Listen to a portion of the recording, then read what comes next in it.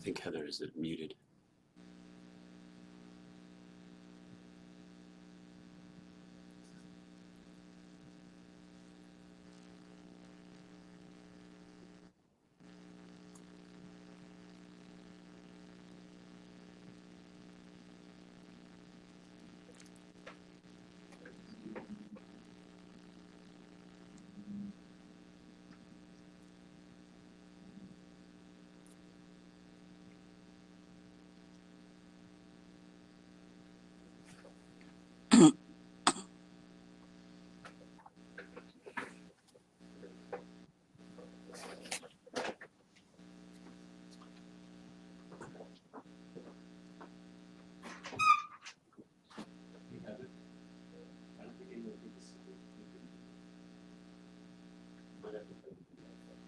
Okay.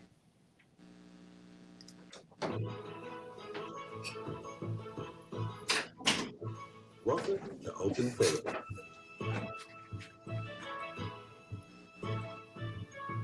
With your hosts, Cynthia Sue Larson. But it's okay for everybody to change. It's okay to let things go. And that's really powerful. Christopher Anatra. The universe is based on commerce. You know me as the quantum businessman. Jerry Hicks. I feel like I've woken up in a parallel dimension where everybody's exactly the same. They look the same memories, generally speaking, but they're different. Shane Robinson. Nobody has all the answers, so everybody's welcome to share their ideas, and it really expands our consciousness. And Kimberly Lynn Hansen. Well, get your hearts up.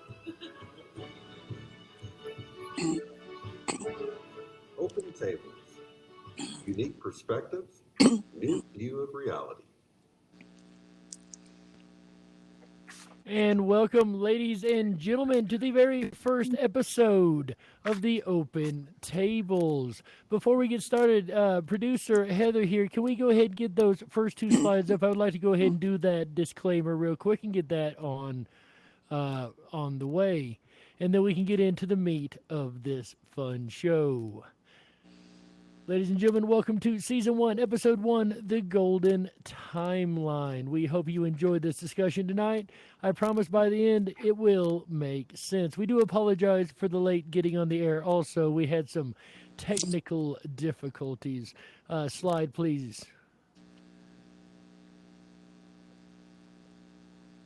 And, ladies and gentlemen, disclaimer, this content you are about to watch is meant for thought and consideration. Please be respectful of each other and opinions shared.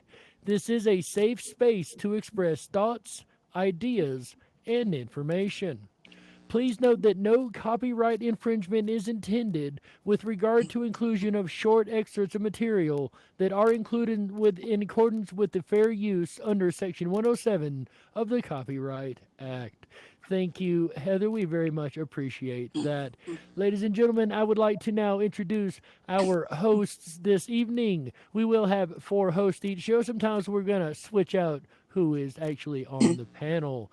Our first host this evening, CEO of IMEC Incorporated, ladies and gentlemen, Cynthia Sue Larson. Thank you.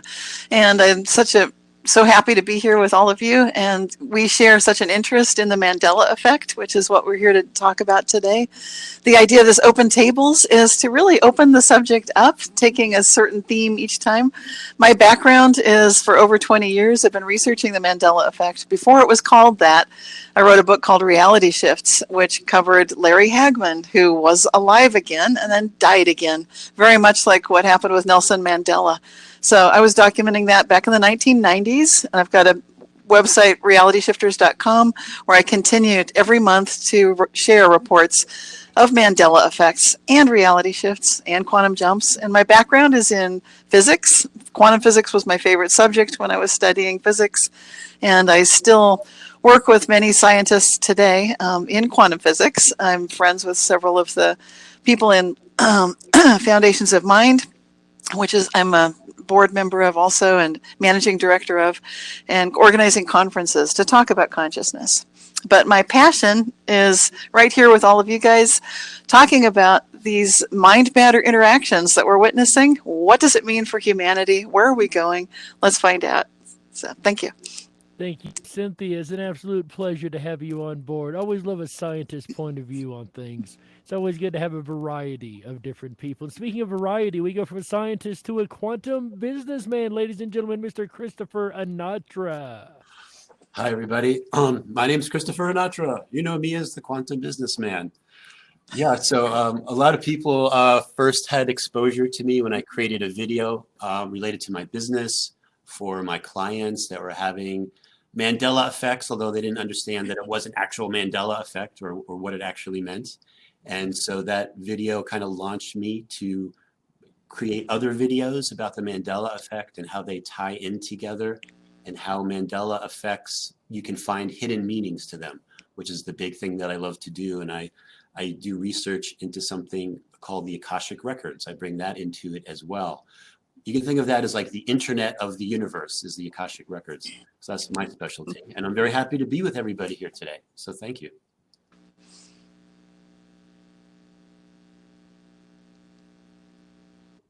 Sorry about that. I lost my mute button there for a second. It's funny, a DJ has the worst time finding the mute button, ladies and gentlemen. That is the truth. And speaking of truth, ladies and gentlemen, we've got a great truth seeker also with us, Mr. Unbiased and on the fence himself, Shane Robinson.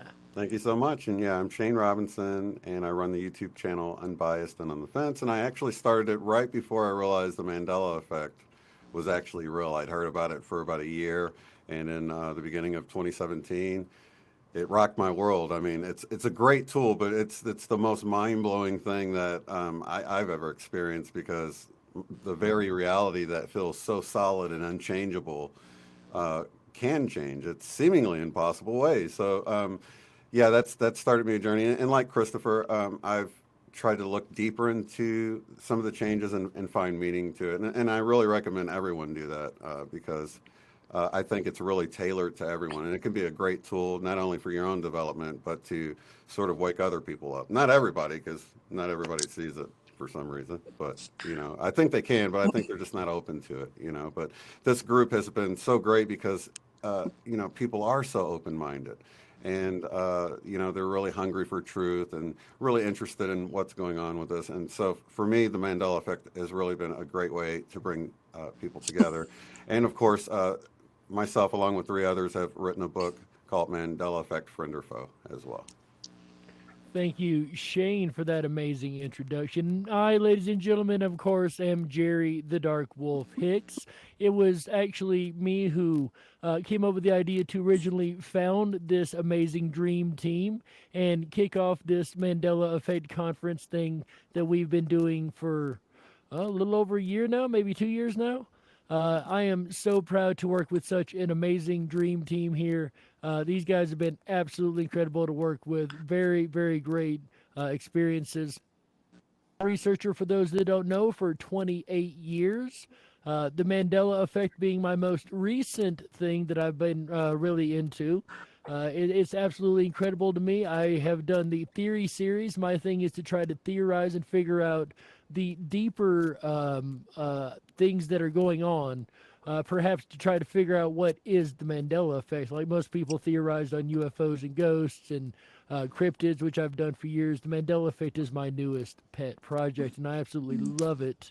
And I pulled together the Mandela Effect Conference and had the idea to pull together the community and really have a place to share ideas and different points of view and really try to get to the bottom and figure out what is going on with the Mandela Effect.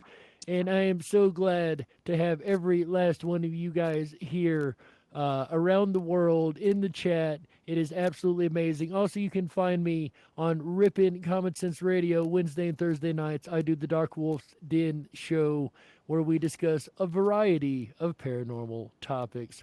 With that said, ladies and gentlemen, our producer, Heather, if I could get the slides back up, and I'm going to pass this off, ladies and gentlemen, to our very own Christopher Anatra for our sponsors for this episode. Okay, so yeah, we're going to go through, we're going to try to keep on track here. So we've got these slides we're going to go through. The first slide is just to kind of give everyone an idea what the agenda is for the show. So we're going to be providing updates, each of us a little update about what's going on in our lives. The second item we're going to talk about is the review of the HBO show, How To with John Wilson. Many of you that are watching this have probably at least heard about it. And because we were part of that show and part of that production, we want to kind of talk about it from our point of view and express, you know, some of the things and some of the brilliant things behind that. The third item on the list is the subject of our show that we're calling the Golden Timeline. We'll be able to let you guys know what that's all about.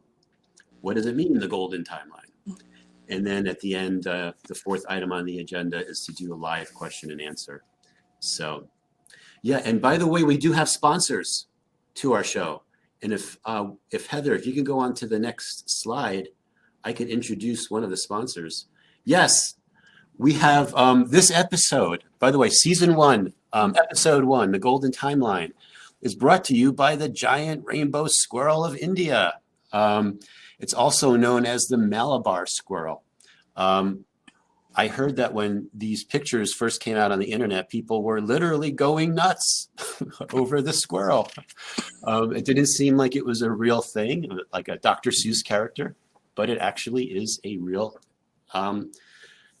animal that we know as we call them mandanimals. So I don't know if Cynthia or Shane or Jerry wanted to chime in anything about that. Yeah, this one is really new to me. I definitely would have seen something like this. I'm pretty sure if it had existed, because I love animals, love squirrels. I've been to India. So when you've got a convergence like that and then something like this shows up, it's really startling. I mean, that's how I felt. Like, what? It's two things. One, it's giant, and secondly, it's rainbow colored. And I really this would have been on my radar, and it somehow slipped right past. So to me, this is something new, and that's the hallmark of a Mandela effect. When you look back and something has supposedly always been there, but it's new to me. So, and that's another interesting thing. It might not be new to everyone. This one is definitely new to me. So I'll just go on the record with that. So the size of it, the giant squirrel, that doesn't surprise me as much. However, we have seen across the years this rainbow theme in the Mandela effect, from the rainbow mountains to the rainbow rivers to rainbow squirrels, ladies and gentlemen. I have never seen a multicolored squirrel that looks like he got lost in an Easter egg basket. That is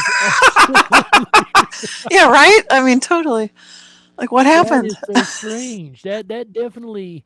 I'm not a person to call mandanimals because I don't know all the animals. I'm not going to pretend to, but I've never heard of a multicolored Technicoat squirrel. So, and if there was, I mean, because of the colors, it looks like the 60s, right? Like, you would have heard about this in the 60s with all of the Beatles going to India and, the meditation and all that stuff. There'd be like, this is the spirit animal of meditation and this new hippie movement. But I never heard anything about that. a rainbow squirrel. That's, yeah. I don't even know what to say about that. That's very interesting. I haven't seen any in my local parks. Have you guys? Not yet. They're in India, you say? Yeah, India. Yes. Yeah, and like Cynthia's saying, I always look for like cartoons, stuffed animals, because you think this is like a perfect setup for like a kid's cartoon or something like that. I couldn't find anything.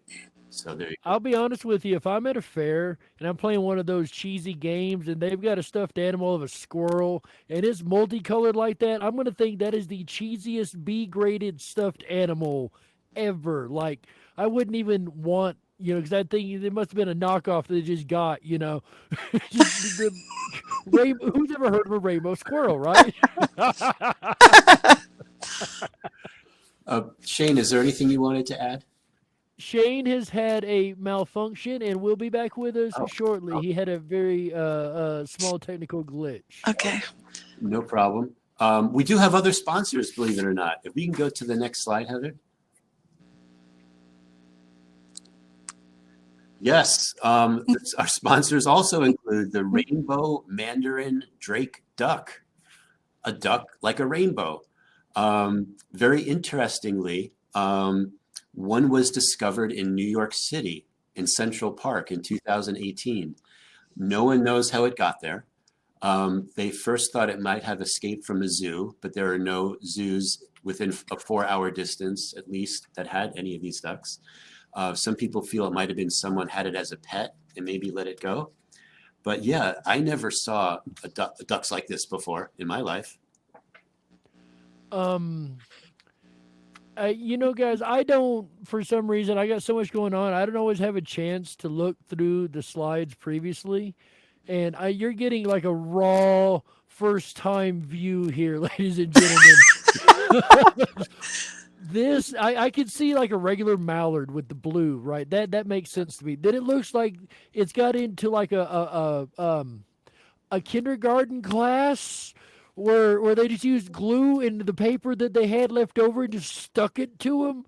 That is weird as can be. Again, it follows this odd rainbow theme. I've never ever seen anything like this in my life.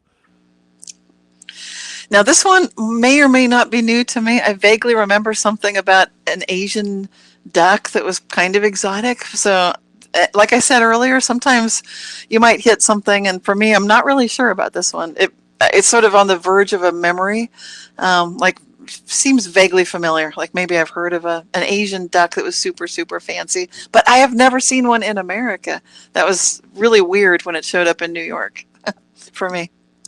Maybe it escaped from Chinatown. Are we able to make the slides go full screen on the broadcast? Because on there, that's just showing up as a small square. I don't know if we can, but if we could, that would help for the viewers to see the picture bigger.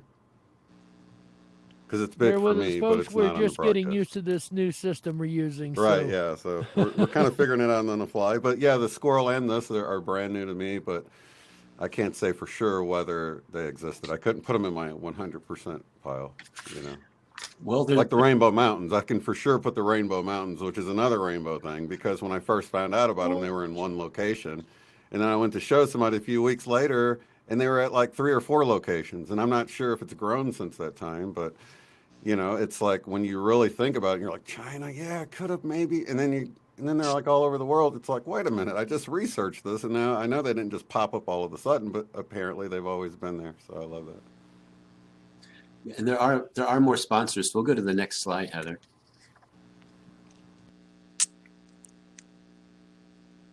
Okay, so what in God's name is this?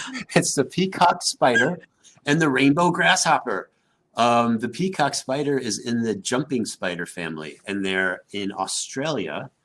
And the rainbow grasshopper, also known as the painted grasshopper, or the barber pole grasshopper, maybe that's because the barber pole has a different colors in the stripes, also known as the Uncle Sam grasshopper. They're located in the United States and Canada. I haven't personally seen one, but there you go. This is completely new to me. I mean, this is outrageous. And it would be nice if you could make it bigger too, because these are small on the screen, but this is amazing. I've never heard of either the peacock spider or the rainbow caterpillar. And it seems like these are things we would have seen. The spider is creep-tastic. I'll tell you that right now. I hate spiders anyway. So, yeah, totally creep-tastic on that for me. Australia, okay, there's some strange things that have come out of Australia. That thing is full of creatures that hate humans, all right? Everything in Australia wants you done. But that's not the one I'm really tripping on. It's strange, yes. But the one I'm tripping on is the one that looks like Mother Nature went on an acid trip and made a grasshopper. What in God's name is this? I've seen some weird stuff in my life. But this guy looks like a psychedelic trip on legs. Yep. And we can go, unless Shane, if there's anything you want to add, there's one final sponsor that we'll get to. No, that's I can't say anything better than Jerry just did. That's awesome. Okay. Now this next one may or may not be a Mandela or a man animal to you. It was to me. I had never heard of it before, But Heather, if you go on to the next slide, the next sponsor that we have is called the Anna's hummingbird. What's interesting about the Anna's hummingbird is that they appear to change color every second, like a rainbow. And what actually is happening is that the colors change when the feather's microstructure reflects light differently as the viewing angle changes. So they're basically moving their feathers and it's reflecting the light in a different way. And it's native to Baja and Southern California. So is this new for any of you as well? Actually, before anyone answers that question, Heather, if you go to the next slide, or I think you have a video queued up as well, right? I was going to ask if we had the video. See if this one will play. This might be too small, but we can. This one I've actually seen. This is crazy. Just like 45 seconds, but it gives you an idea of how the feathers work.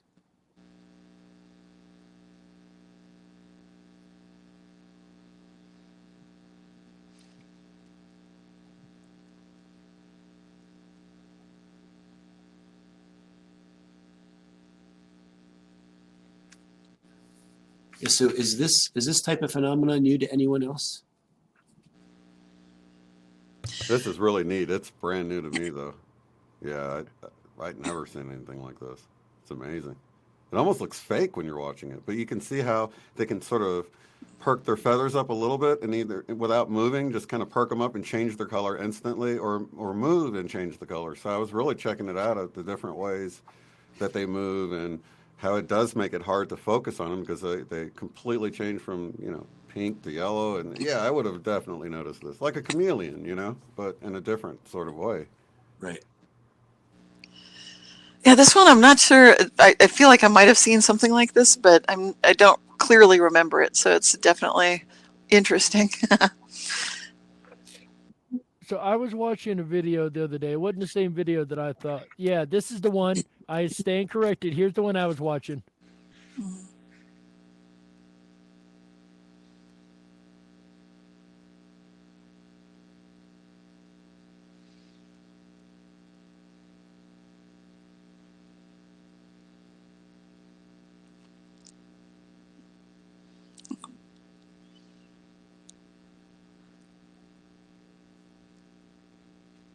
Wow. There's just some instantaneous color changes going on here. This one blew my mind. This is the one that I thought was going to play the first time. I ran across that the other day when I actually looked into this particular one you guys sent me. My goodness, I've never in my life seen a creature like, we know chameleons can change color, but I've never heard of a chameleon bird, let alone one that can change at the flip of a dime. Like, why isn't the military talking about this? This is something military would be using for camouflage and everything else, I would think. Like, this would be a creature that we'd have heard about at least in the 90s, right? In my opinion. Yeah, so those are our sponsors. Excellent. We got rainbow mandanimals. What is the natural, like, a positive for these rainbow things? Like, is it mating? Is it defense? Is it what is the natural selection reason that we would have all these different rainbow creatures? What do you guys think? Well, if it's a predator, it makes more sense, it seems, because they can afford to be that showy. Like the spider made sense. The grasshopper, I don't get that, because that just looks like it's, standing out way too much. So I don't know what the advantage would be for nature to do that. That's a good question. What do you think, Chris? Yeah, definitely would attract a mate. But one of the things that I feel too is with all of these rainbow animals, rainbow mountains, the rainbow prismatic springs at Yellowstone, all these things that are rainbow, to me, my hypothesis is that with the new frequencies of the planet and so forth, that I believe that our color spectrum might actually begin to change a little bit. I believe that we might be able to start to even see more colors of the rainbow, and maybe it's a sign about letting us know about that there's new things to come as far as colors go. So is that to suggest it was always happening? We're just now able to perceive it? Well, to me, it's like they're in the timeline now. So, and rainbow trees too. I remember yeah, that's like totally new as well. Yeah. What do you think, Shane? There's some rainbow rivers that are amazing, but I want to go back to what Chris was just saying, because just with my own eyes, I've noticed more colors that I've never noticed before. Colors that it's almost like an in-between of a green and an orange, which would normally, from an artist perspective, create sort of this muddy color. But it's almost like that Orange. sherbet color of the orange and the green, and they combine to create sort of a new color. It's hard to really describe it because I'm just beginning to notice it. But sometimes the sky's just filled with colors, iridescence all throughout the sky like I've never seen before. And you can almost miss it if you're not looking closely at it. And I think me and Chris talked about this before in one of our meetings. It's there and people just aren't noticing because it's so subtle, but if you just pay attention. I'm so glad you both are bringing this up, because I've had dreams that seemed realer than real because the colors were so spectacular. And then I wake up and think, and then we've got this. And then I remember, but then I wonder, how come I can dream colors that I haven't seen in real life? And now we're getting these experiences with these animals. The squirrel is incredible. The hummingbird is amazing. Even the duck, it's outrageous. So I think all of these are just, like you said, indicating get ready for an expansion of the possibility in your waking life. That's really true. So somebody let a kid have God's coloring book for a minute, and this is the outcome right here. It is almost like, because you look at the rainbow eucalyptus trees that Cynthia brought up, and it's like, you always think of the leaves being colorful. You never really think of the bark part being colorful. It's either brown or rough or whatever. But this stuff, it's the bark. The actual bark has these beautiful colors, strips of color down through it in a way that I never even expected, and I would think I would have noticed that by now. And don't you guys think, because I love children's books. I've had 2 daughters, and I was a kid once too. My mom was a kindergarten teacher. I know that if these things existed, there would have been children's books like The Rainbow World. And it would just show you, like, here are the rainbow mountains and hills, trees, animals, birds, squirrels, all of this. And that there was no such thing. It seems like there was no opportunity for it, perhaps. Well, I could totally see the rainbow grasshopper having his own kids' book, like totally. How to respect others, the rainbow grasshopper is the ugly duckling type story. I'm going to go write this book real quick. I'll be back. Yeah, you do that. We'll get a copy. It sounds fabulous. It sounds really good. But you would think that these different, especially as a kid, you would think they would kind of show us that. Oh, wow. Woo, even as adults, we're sitting there going, oh, wow. Yeah, it's wow. Well, how many of us colored in the trunk of a tree with all the wrong colors? And no, honey, that's brown,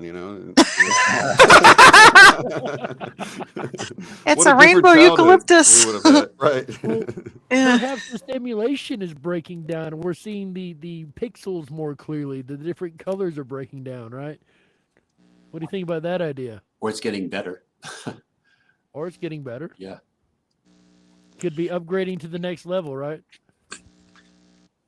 Speaking of going to the next level, when we had the conference in 2019, by chance, we ended up going to the next level. We had a very special guest at that conference, a team of guests, as a matter of fact. We were joined by the team of HBO and How To with John Wilson specifically. If you guys have not seen that show, Chris, what episode number was that? Was it 3? It was episode 3, called How to Improve Your Memory. I think we got I wish I would have watched it better. Maybe I would have remembered which episode number that was. So Heather, if you go to not the next slide, but the slide after, is where we start talking about our review of How To with John Wilson. Yeah, there you go. Yeah. So it was called How To with John Wilson, and he did come to the conference, and we had a great time. It's How to Improve Your Memory, episode 3. Now, there was a small distinction that came up between the team here. In the different advertising, we noticed that there was a discrepancy somewhere along the way, and some noticed that it went from, forgive me, I don't remember which way it went, one spelling was Jon, the other was John. Can somebody kind of review that and how that all went down? Because I remember it, but I was kind of on the edge. I really wasn't sure about that one. Cynthia, you want to do that? Yeah, well, when I first heard about this possibility that HBO would be there, I vaguely remember, I didn't remember all the names, that we got a list of all sorts of names. And I don't think I knew the name of the show. We just knew it was HBO. We saw a list of maybe 5 or 7 names, and one of them was John Wilson. Didn't stand out to me as like the guy that would be doing the show. But I remember the name John, Jon. So later, I think it was Chris that was mentioning, like, he was just sort of asking the question, does it seem odd to you that the spelling of the word John is different now? And yes, it did, because now it's just the regular spelling of John. And I don't think there was a typo in those original emails. I went back and looked at them. Now they all say John. I didn't see any that showed Jon, but that's a classic reality shift Mandela effect kind of a situation where often it's hard to find the evidence. You can sometimes find residue, but in this case, I didn't see any residue. I just saw it's all changed now to John. All I've got are my memories that I did see at one point that the name was Jon Wilson. So it's John Wilson with an H is kind of an ordinary name. It doesn't stand out so much. Jon did kind of stand out. Like, oh, I was wondering, who will this person be like? Will he be avant-garde, with the name Jon? So that's why it stood out for me. Yeah, I was actually looking at like some of the original emails, and I saw like Jonathan Wilson listed. There was like 6 or 7 people listed, and I saw Jon, John spelled out Jonathan. So who knows? It could be a Mandela effect. He might have wanted to change it for the purpose of the show to make it. I don't know, but I definitely remember him, like my interactions always being Jon. Yes. Regardless if it's a Mandela effect or not. Yeah. Okay, interesting. Yeah, so Heather, if you go to the next slide, you'll see like a behind the scenes. But if you look at this picture, it's probably really small for you guys. But walking in through the door in the center there is John Wilson, John Wilson. This is on November 8th. This is the first day of the show. It was approximately when it started around 4 o'clock. And actually, if you go to the next slide also, Heather, you'll see a little bit more of a close-up. Yeah, there he is. John walking in. Holding his little camera and whatnot. And it was really slick. I can tell this now because it's already aired. We can actually talk a little bit about it. We didn't know at first that he was actually the host. We just thought he was a cameraman. He never presented himself like the host, anything. He just come up, with a camera, start talking. So you think you're just talking to the cameraman, which I think was a really slick way to do it, because people all want to try to impress the host. But if you don't know you're talking to the host to begin with, you're just being you. And that's exactly what he ends up catching in doing that. And I think that's a brilliant way that he went about it. Yeah, I agree. Yeah. It was cool. And you can see his personality in this photo. I know it's really tiny, but if you guys blow it up, you can see he just looks like he wandered into this conference and he's getting his bearings, like, where am I? What's going on here? And it's just such an open, like a childlike wonder sense that he brings. So I really appreciated that he's just open for the experience. And then when I did have an encounter with him, he zoomed in as I was talking.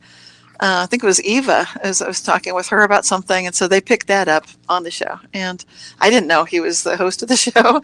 Like Jerry just said, I thought he was just a regular cameraman. So it was a great way to get the real feeling of being there at the conference. Yeah, same for me. And just the way he holds the camera, it's almost like he's doing a Jedi mind trick on you, because he holds it to his waist and he's got the viewfinder up so you can tell he's actually like looking at you. But like Jerry was saying, when he talks to you, you're waiting for the host to come.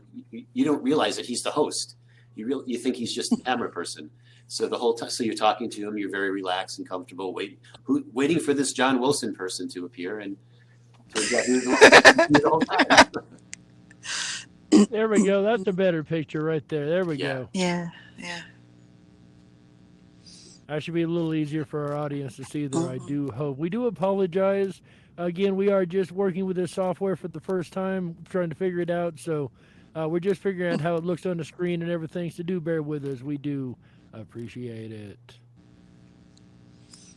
All right, there we go. Anyway, Yeah, that is better now. So, yeah, much better.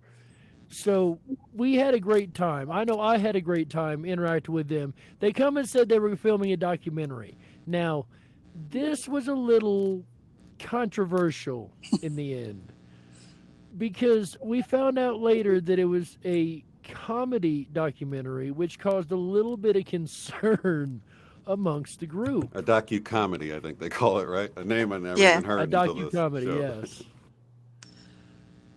But thing is, I'm a comedic guy myself. I love comedy. I do comedy. I try to keep it upbeat, jokative manner and form. So I understand that it can go both ways. Luckily, I think it went absolutely amazing. I think he used the comedy in such a way as to emphasize the Mandela effect and not in such a way as to look at it in any negative light whatsoever. Would you guys agree with that?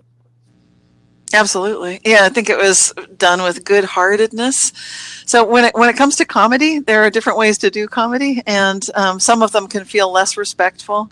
This didn't feel disrespectful to me. I felt like there was an honoring of, like I said, that childlike wonder that really came through the episode, especially at the ending where I was just cheering like, yay. I don't want to give it away for people that haven't seen it, but I think we'll talk about some of it today. Best ending ever, just saying. Yeah. Yeah, Yeah, I agree. Did you guys notice the music that's playing? I totally missed it the first time, but there's a Yes. song about the mirror that's playing while Yes. all that's going on. About objects in the I mirror. didn't Objects catch in the that. mirror are closer than they appear. Right, yeah, right. maybe closer. Yeah. Right, and so they created that song special for that, I guess. Unless I don't know. I can't. It was remember already- if it no, existed. Right. No, That song already exists. That it song does? is out that's there. a Oh, okay, okay. 1990s Meatloaf song. I had the CD when I was a kid. It's one of the first CDs that I got. Okay, that's why it stuck out to you. Then I didn't. I'm familiar with Meatloaf, but not that particular song. So I thought that was neat. I thought it was like Cynthia said. I thought, he could have like tried to poke fun or try to be disrespectful, and it wasn't like that at all. It was really good fun, and I could see where it could have gone bad, I guess, but it didn't. I was really very happy about it. I know it will about the Mandela effect because it gave a lot of examples. I was really impressed that the way he edited it, he did a great job with making like Chris just seem like he was just like hitting him with a machine gun, all of these, you know what I mean? I was like, Well, I know you were, but I'm just saying that it's didn't like even show how many Mandela. so many, right? He probably didn't even show all of them, did he? No. No, not at all. But he showed a good Well, portion. I will say, I like the fact that he showed the Mandela effect. He showed us, he talked about it, but at the end, where most shows that mention it take that final twist at the end, you go, but psychologists say, or Yeah. it never twisted. He said, all right, guys, look, here's this is what it is, and that was that. Period. That was that. And he had a lot of fun with it. Again, if you watch the end of the episode, he had a lot of fun with it. We all did. Yeah, and if you think about it, do people really? Can we actually think that they're going to create like a really big, legit documentary?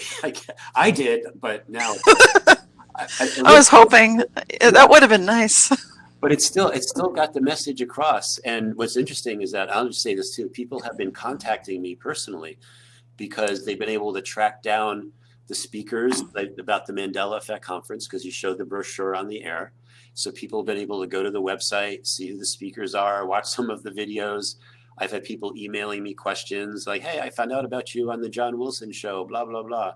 So yeah, so it's having an effect in ways that we probably couldn't even imagine. But it's just more kind of PR, bringing it to people's awareness. One more thing for them to think about. And I'm going to ask Heather to go on to the Febreze slide, which is like maybe two more. Because we'll talk about the ending of the show, right? Yeah. Yeah. Because it's too good not to. I mean, we can't pass that up. The ending was just totally classic, amazing. So wonderful. Yeah. So So I'll talk a little bit about this, but basically, one of the things I was going through, and I don't like doing brands a lot because, well, I'm dealing with brands all the time. But when we went into the supermarket, like I was showing him things like Febreze and Stovetop stuffing. And what's interesting is that the manager at the Stop and Shop that we went to, like, she came out immediately. As soon as she saw a camera there, we were in the Haas avocado section at first. They came right over, the manager and someone else came right over, like, what are you doing? You're not allowed to film in the store. So John talked to them and, like, got the permissions that he needed to do that. But and the manager was with us every step of the way. Everywhere we walked in the store, the manager was with us. And when we got to the Stovetop stuffing part of the store, it says Kraft on the box. But the manager of Stop and Shop is like, no, it's Kraft bought out Stouffer's. That's the reason. And I'm telling the manager, no, it's always been Stouffer's since 1971. And she's like, no, Kraft obviously just bought them out. So that's what my point is, that's what people think when they see these name changes, right? They're thinking it's just the brand change or someone bought them out or something like that. So at the end of the show, it was really cool because he was putting the labels the way we remember them on top of the actual products. Like the Febreze label was one with the 2 E's in Febreze instead of just the single. He didn't just do it to one can, did he? No, he had a whole bunch of stickers ready to go. Yeah. They did shelves worth of these cans, replacing the stickers from the Mandela affected modern way to the way we all remember them. Febreze, of course, as you see on the screen. But was Febreze the only one that you guys did? No, go to the next slide, Heather. Yeah, you remember Raisin Bran, right? Yeah, I remember the sunglasses on the Raisin Bran Sun. And I guess probably he did too, because look he got the exact right sunglasses to put on there. They're that's the thing about this. How does he know exactly what kind to get? How do we all remember it exactly like why that? do we always remember it the Why? Yeah, exactly. Why is it so specifically that? And that's another gem, another aspect of the Mandela effect that is just fascinating to me. Yeah, that's and what it just looks so right. When you see something that that looks like you remember, it just looks right, And the sunglasses really make it. Then it's perfect. It's like, finally, thank you. It's fixed. Yeah, then he put him on like the Lucky Charms guy too. See, that looks funny, but it doesn't look like what we remember. Then it's just goofing around. Right, and that's where the humor came in. So it was good. Yeah, and it goes to show that sticking him on Lucky Charms, people aren't all of a sudden going to remember that Lucky Charm guy had sunglasses. You know what I mean? It looks wrong, opposed to what I was just saying here. It looks so right with the sun, but you put that on the Lucky Charms guy, it clearly and blatantly looks wrong. Exactly. And that's noteworthy, totally noteworthy, because then why is it that we're remembering one thing but not the other? What's going on there? Absolutely. Heather, go to the next slide. That's the Stovetop stuffing one. Next.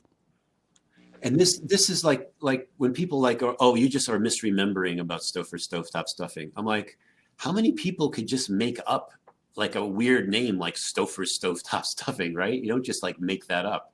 Like millions of people, I'm sure more than tens of millions of people, I'm sure remember Stouffer's. I haven't ran into anybody that doesn't remember Stouffer's Stovetop stuffing. Every single person I've asked are like, yeah, of course. Who doesn't know about Stouffer's Stovetop? In fact, Stouffer's, I wouldn't even know about Stouffer's, the company, if it weren't for the Stovetop. For me, that's the only thing I know that Stouffer's even put out. So what are they doing now is my question. So I can answer that question, actually. I can answer that question, and it goes back to what Chris was saying a moment ago about the manager's excuse, and it was clearly an excuse, and here's why, about Kraft buying them out. If you go to your frozen section of your local grocery store, you can find lasagnas and full-size family meals made by Stouffer's. Stouffer's is still a company. So it's not like they were bought out and changed over to Kraft. That's not the case. And once again, when you see these Stouffer's on the box, it looks right. One more thing while I have the mic. My cousin, just a couple weeks ago, funniest things happened to me in a while. He's been watching my shows, and he went back and watched. I can't remember if it was the Thanksgiving or Christmas show, but one of them, I think it was the Thanksgiving show. I mentioned the stovetop stuffing Mandela effect, the Stofers. He wrote me after watching that email, quite a long email. Hey, cuz, I've been on the fence about the Mandela effect for a while. You know, it's kind of, I don't know. But, dude, you've got to make some time to talk to me. Yeah, I've been watching your show and you've got me. I know it was stovetop stuffing. Are you kidding me? We ate that all the time, every year. That's what we made.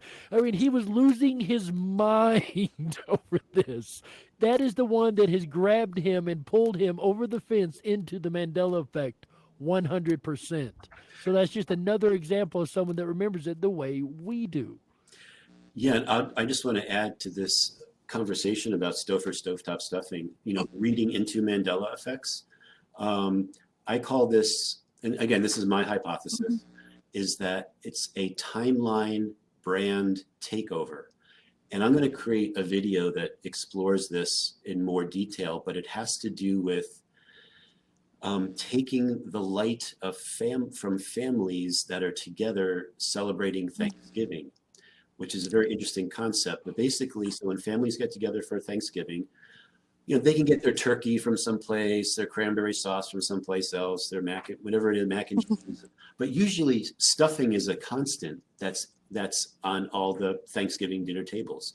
And Stovetop happens to have that market. So there was actually another purpose for that. It has to do with non-GMO foods. It has to do with frequency, because we're frequency, food is frequency, everything is frequency. But there's a lot to read into this. And I'm going to, like, in the future video, I'm going to, like, really break it down and go into it, because I think it's really important. I look forward to that, because you kind of touched on that in your original talk in 2019 at the conference, right? Yes. I might have said a little bit about it. Yeah. Yeah, you totally did. And you mentioned it was, yeah, exactly. Yes. So then something that just happened recently, and we can go to the next slide if that's cool, Heather. The Jimmy Kimmel show. Yeah. Oh, yes. So I have a coworker here. Matter of fact, she was on the show too. The one that behind the desk at the hotel that was with me, you know, in the show. And they asked her a couple of questions, and they actually put it on the show. She sent me this earlier today, this whole interview of John Wilson here on Jimmy Kimmel, and I was really, really mind-boggled. Yes, it was really interesting. I don't know if we're prepared to play a clip of it. Is that something we could do, Heather? You have that link? So by copyright fair use, we get 30 seconds of any content whatsoever to use as we see fit without any penalties. So with that disclaimer said, ladies and gentlemen, Heather, if you don't So we mind, got to keep it under 30 seconds, right? Well, here's the thing. Before you start this, Heather, start it around the 7-minute mark, because the total video is 8 minutes, but he doesn't really get into it that much for the Mandela Effect Conference until about the 7-minute mark.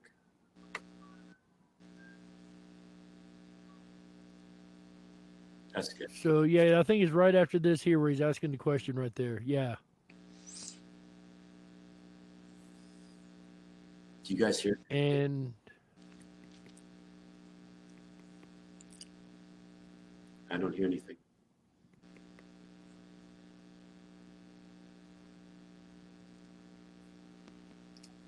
Because I feel like the only thing it could do is ruin it a little bit.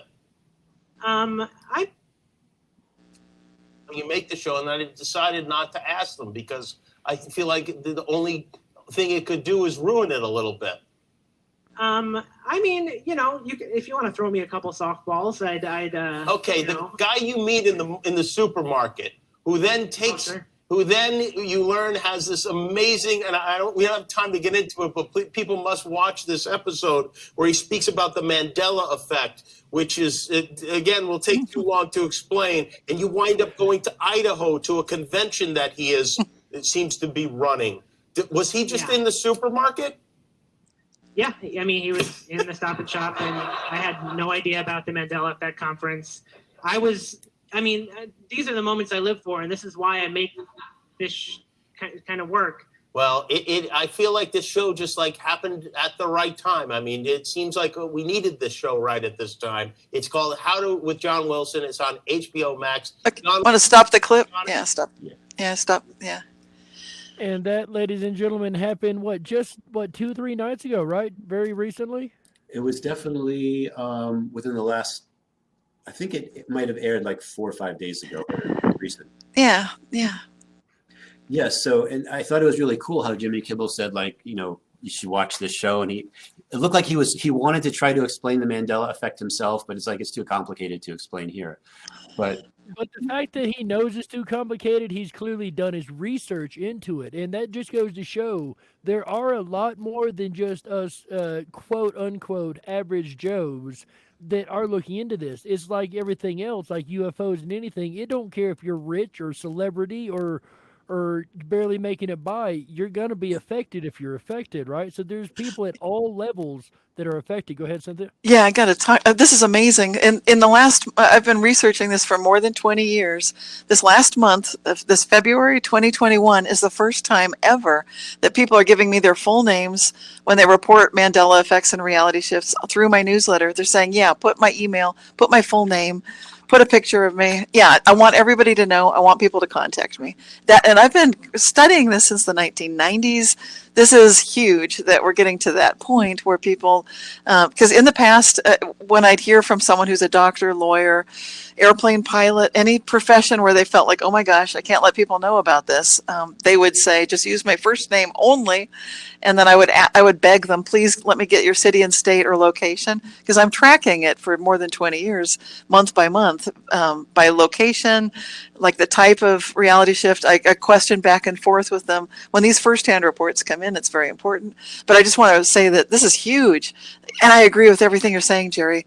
And thank you so much, Chris, for making that connection in the grocery store with John Wilson, because that kicked it all off. And then next thing you know, we're on Jimmy Kimmel. That's all of the Mandela effect community. It's not just us at IMEC. When this is happening, it's a win for everybody that's experienced this for decades. This does go back a ways. It's being taken seriously in a mainstream thing without the sneering and snarling and he-and and debunking and anything like that. We're actually seeing it being taken seriously, at least to a degree. Now, there are some we've seen in the past that haven't.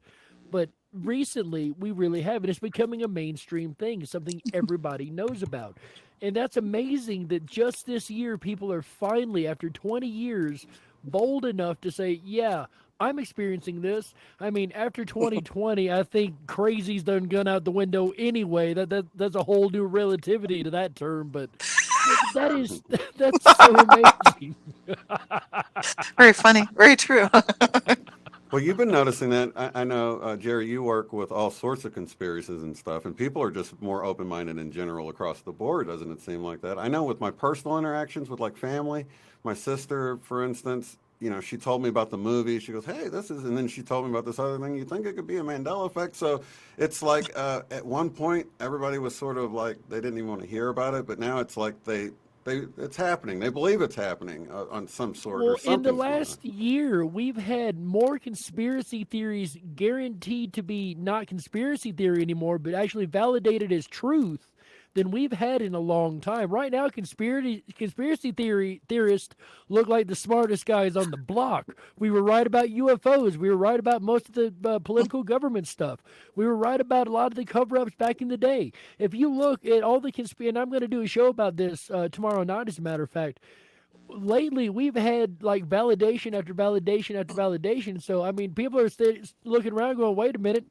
Maybe they are onto something. Now they're more open-minded. Now they're seeing the stuff they ridiculed. Now they need to think twice about ridiculing things because they might not be as crazy as it sounds on the surface, And I am seeing that with a lot more of the population. Would you agree, Chris? Yeah, definitely. And to add to all this too, there's a movie coming out, or it's already been out, from Sundance called A Glitch in the Matrix. And you'll be able. Is it out already? February 5th is when you'll be able to watch it on, I don't even know where you can watch it, but it's a documentary on simulation theory. not many worlds, but the simulation theory. And when they started making this about a year ago, they contacted me because they wanted to use a snippet from the original video that I created about the Mandela effect in my business, and I was affecting my clients. And I told them yes. So there'll be yet something else where you might see my face pop up. It's funny, I would have never expected this of myself, like just going back a few years ago. But they just asked to use your stuff, right? You didn't go into a sound studio and do no acting or anything. They just asked to use pre-made clips you already had online or something. Yeah, and they were specific, just the original video that I made. So I figured I made the video unless they do something to make it seem weird. I mean, I haven't seen the movie yet, but I did give them my permission. Right. I just don't want people saying, "Oh, look, he's a Hollywood actor." I just want to make sure we clarify. Yeah, no, not yet. Not yet anyway. But yes. So something else coming up. You need to get your IMDb page all lined up. Then. Right, you're in 2 different shows now. Yeah, and didn't they, if I remember right, the Mandela Effect movie, wasn't Moneybags in that one, or didn't they use some of his stuff? They used a piece of audio, a small snippet of audio from Moneybags. I don't think they showed him on screen, but I know they used a snippet of his audio. Yes, definitely. And I'm looking forward to seeing that Glitch in the Matrix movie. I've seen a couple commercials for that. That looks really intriguing. Everybody knows I've made no 2 ways about I'm not a fan of simulation theory by any means, but I'm open to the idea, and I really am excited to see how they portray this in this documentary. It's really interesting to me. Yeah, I'm glad you brought that up about how we feel about these things, because that matters. And when I look at transhumanism and this whole thing of uploading our consciousness to the cloud and then everything's a simulation, that's not where I personally would like to be going with our future. For our children, for our future generations, to me, it's much more a matter of getting back to reverence, to living, life the way that humans can best develop our own internal gifts and skills, and working directly with Cosmic Mind that way. So I've coined this term Rev Humanism to be an alternative to transhumanism. And so that's where I just want to make that point. So when people look at the simulation theory, it can get freaky, and they can start thinking if everything's fake, then I get these questions all the time in my email. People ask, if I make a quantum jump, what happens to my wife, my kids, my friends? They're freaked out. So I think if we get back to the Rev Humanism, to the connection with nature, then we're not way off track the way we can easily go if you get too far down that other rabbit trail. I like that. An alternate to transhumanism, a reverse, a Rev Humanism. We need to start backing that. We need a new campaign going. I like that a lot. Rev Humanism, guys. Check it out. Run with it, guys. Rev Humanism. You heard it here first. And I've got a video describing it on my channel on YouTube. So you can look up Rev Humanism, REV, and then humanism. So, yeah. So one question I would like to pose to the team here. Spending the time we did with John Wilson and the team that they brought down, it was amazing time. They were really great people, really nice, really respectful. I had a blast. And I'm going to come to myself last, but Cynthia, and then we'll just kind of go a ring around the rosy here. What was your favorite part of that experience working with them and just the conference and all that? What was your favorite part of that? There was a magical moment for me because I had brought just a few little goodies for those of us that were speakers, and it was a small event anyway, but we felt like family. And even before we got together, I felt like family. So I'd made these little bags that just had the logo for that first conference that Chris had designed and helped make possible. And anyway, I brought one of those. I just got this impression, a very clear, intuitive knowing, bring a bag, you're going to give it to someone today. I thought, okay. It was my bag. I didn't bring an extra one. Like, okay, I'll give mine away. Okay, but who and what? And then I saw this beautiful person. She was part of the team that was there with John Wilson, and I just knew it was her. And I just showed it to her. Would you like this? What's amazing is that was captured, I think, on Shane's. So I think you did a video, Shane, and in the background, you can actually see the footage of me in that moment saying, would you like this? And she said yes. And I handed it to her, and she just hugged it like a teddy bear, like it meant the world to her. And that was the feeling I got from interacting with that crew who couldn't tell us very much. They were very hush-hush about what they're doing. But in that moment, I felt like, okay, these guys get the Mandela effect on a very deep level. This is meaningful to them. And it was a really special moment for me. That is so heartwarming. And the fact that Shane caught it on film accidentally, that's even better. Like Shane's that is incredible. I really mean, cool. Shane, yeah, he also caught that footage of John Wilson. He's the photographer, walking into the room. When it comes to this team, we're very serendipitous. It really is. Things happen just so intriguingly, magically. We can't even explain them if we wanted to. And it's happened a multitude of times. Shane, what was your favorite experience of that? Well, as far as the John Wilson, they were sort of kind of, I don't know, they blended in with, Heather and her crew to me. They were just another cameraman. I sort of just didn't even notice them, like you guys were saying. They were just sort of, that. I think that was part of the strength for collecting such, great footage, is that it doesn't feel like you're being recorded. And I never got to sit down with them. I ran into them at the store next door, and we said we'd maybe sit down and do an interview later, but it just never happened. We just had so much going on. And like I said, I didn't really know until later who they even were, and after watching the show and then sort of realizing the overall picture of it, and then looking back through my footage. So part of it was just seeing, he photobombed, I don't know how many, on accident. He'd walk in and kind of look surprised and have that look on his face, really, he's really a pretty funny guy. And, I kept being like, who's this guy that keeps photobombing all my pictures? And, he's kind of got that Where's Waldo look on his face. If you watch his shows, his other shows besides ours, I guess he photobombs like MTV a couple of times. Oh yeah, so funny. And they're asking him, "Sir, could you please sit down? Like you're wrecking our footage." Yeah, he's so charming. It is funny. Yeah, I love that particular He's clip. got an awkwardness about him that's just really cool. Yeah. What's that, Shane? Where he's in the middle of all of the dancers on MTV music videos, something, and everybody's this young people in all these bathing suits and stuff, and he's fully dressed right in the middle of them, not moving, holding his camera, looking really awkward. It was really funny. That was a different episode. I think that was the first episode. One of my favorite scenes from the whole, first or second, I think it was the first. It was still one of my favorite scenes from the whole series, including the one we're in. That's still one of my favorite scenes where he's standing in the crowd just. It's great. And you're not seeing him. You're seeing MTV's camera looking down on him. Hey, but Jerry, what about your favorite scene, Jerry? Because I loved when he was standing next to you and you're saying, what about this mirror, the side view mirror on the car? I love that. That was gold. So my favorite part, we're walking down the street. He's got the camera rolling. We're talking.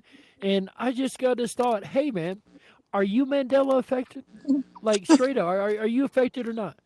Yeah, I very much am. Okay, well, what's your number one effect? Everybody's got that one that grabbed him. What's yours? He said the rear view mirror one. Objects in the rear view mirror. Oh, really? Okay, so we went into the parking lot we were right in front of and start pointing out car windows. We're going to all these different random cars, have no clue who these cars belong to at all. And we're pointing at rear view mirrors going, hey, look here, this says this. He's like, that's not how I remember it. So, yeah, I actually got him to admit on film, and he did put it in the show, him admitting he is Mandela affected. That's one of my favorite parts right there. I got him to admit it on camera. Go me. That is my favorite part of the whole thing, personally. Absolutely. Little biased, but I wanted to clarify for those who might not know about that particular Mandela effect. So people remember it originally being objects in mirror may be closer than they appear. But now it's objects in mirror are closer than they appear. So the maybe disappeared. Show of hands, if you remember it the old way. Objects in mirror may be closer. Yeah, all of us are affected. Yep, yeah. They appear closer than they are. Sorry, I don't want to make your ears bleed. I won't sing anymore, I promise. Now, does he sing it the new way or the old way in the Meatloaf song? The old way. Well, let's go to Chris. That's the name of the song. I want to hear from Chris the same question that you were asking Jerry about favorite memory from HBO. What was your favorite part, Chris, of the experience working with? And you got to work with John Wilson a little more than us at the conference. Yeah. You actually with the Stop and Shop and that. Yeah. So, what was your favorite experience of working with them?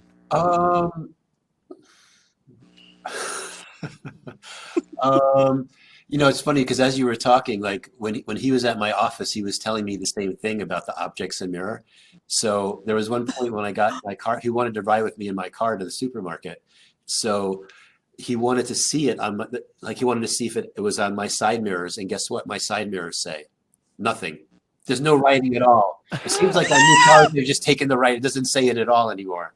So we were both kind of confused. We're like, where's the statement? It's not there anymore. So, but yeah, it was all. That's what we get for calling them out, right? I was amazed about, like, I thought we were going to get kicked out of that grocery store. Like, I really did.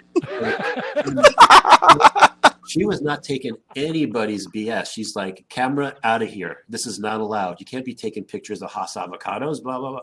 He was able to convince her. I couldn't even believe it. So, yeah, so he had some skills with that. So I definitely appreciate that. If it was me, I would have avocado. HAAS or HASS? What do you guys remember? Double A or double S? Show of hands for a double A. Yeah. I think we're all in majority. There's no need to show of hands opposing. All right. Yeah, and I was actually reading a book not too long ago. I can't even remember what the book was, but I sent a screen grab to Chris because I'm like, look, he wrote it the other way. Haas avocados right here in the book. So you'll find it where people remember it the other way, but it's, and I notice a lot in lyrics of songs is another place that you'll notice. If they mention a product or something that's changed, you might just find it in the original way. So that's a good place. Yeah. Residue hunting tips. Yeah, that's a good one. Now, when it comes to residue hunting, definitely anything that is, this is weird. I won't say anything. The majority of stuff that we find in residue is something people have drawn or put their conscious intent into that seems to hold it into place, for lack of a better term, with these shifts. You know what I mean? Have you guys found this to be true too, or am I just a little goofy on that one?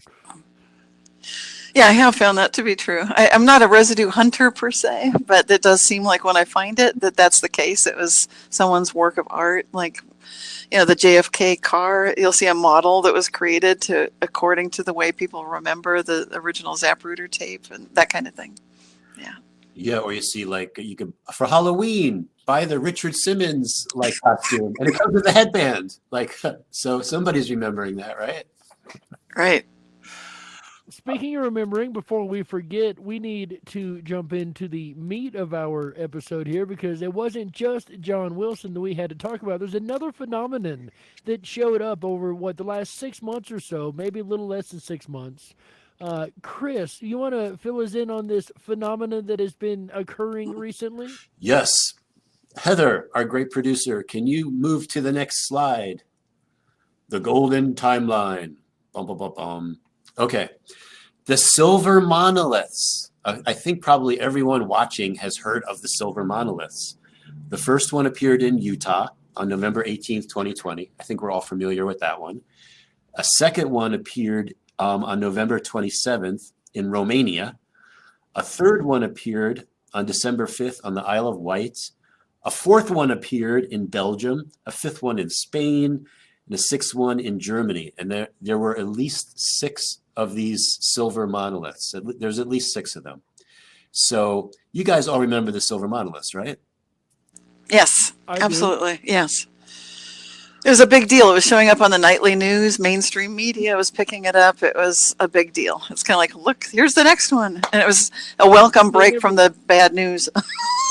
Right. And they never caught anybody or showed anyone ever bringing them or taking them, or they just kind of appeared and then disappeared, right? That's right. Yeah. Exactly. But do you remember, if we go to the next slide, do you remember the gold monolith? See, now this blew me away because I just discovered the gold monolith very recently. I'm actually one of the videos that I just recently filmed covers this part. I'm actually, for those of you that have been following my Symphony of Realities videos, just to give you a little bit of background, I've created an intermission. I call it Fringe Intermission, from that show Fringe with Dr. Walter Bishop and his son Peter and Olivia. It ran from like 2008 to 2013, something like that. So it's the Fringe Intermission. And this is one of the things I cover in there, but am I the only one that the gold monolith is new to them? No, that's Yeah, I wanted to totally tell you new. guys, I think if Yeah. we turn our camera off, the slide will go full screen. Oh, So okay. yeah, if we all Is just kill that our true? camera, because I noticed it got bigger when I killed my camera on the can't- stream. So let's Trying to try it. find where to do that. It's right at the bottom. There's a camera icon on the bottom right of the screen. Yeah. Oh, you've got an iPad. Oh, you got an iPad? Yeah. That's my problem. Yeah, I can't tell what's going on. So while Cynthia's searching for this button here, just the same, I do remember the golden monolith showing up, as I said when we discussed this before. It is something that I remember now. It was odd, and we never heard anything else about it. I just heard, hey, there was one found, and like I said, I never heard another word. So you've got more information here about it than I even had. Yeah, so it was discovered in Colombia. And, you know, I'll just say right off the bat, how do you spell Colombia? Is it C-O-L-U or C-O-L-O? So that's a whole other Mandela effect thing to talk about. But basically, it was discovered, I believe, around December 9th of 2020. It was discovered in Che, I believe I'm pronouncing that right, in Colombia, which is a city, which means City of the Moon, which is interesting because in that movie, 2001: A Space Odyssey, the second monolith that's shown in that movie was discovered on the moon. And it was a monolith that showed, because it was discovered on the moon, it showed that humanity was entering the space age, so to speak, or ready to remember that. So yeah, for myself, this was a really big, for me, it was a Mandela effect. Like it just, I found out about it like literally a couple of weeks ago. I thought I would have heard of it before. So yeah, so what does it mean? But do you guys have any other comments about the gold monolith? I'm right with you, Christopher. It's brand new to me. I didn't hear about it back when it popped up. It kind of popped up recently for me as well. Sorry to cut you off, Jerry. Oh, no, I'm sorry. I didn't give you time to answer there. The City of the Moon part is what intrigues me. I didn't know that beforehand.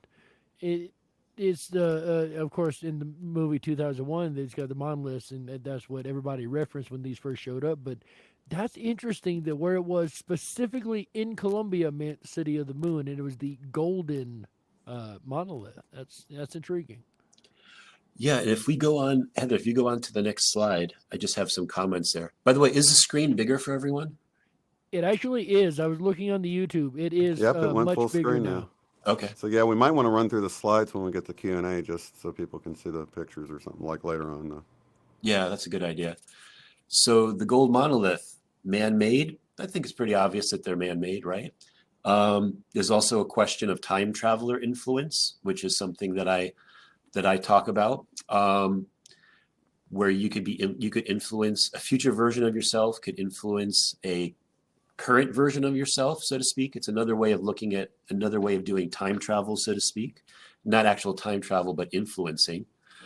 And it appears that the placement of these monoliths, the people that did it, either understood grid lines and ley lines, or another part of their awareness did, at least from the places that they were actually located in.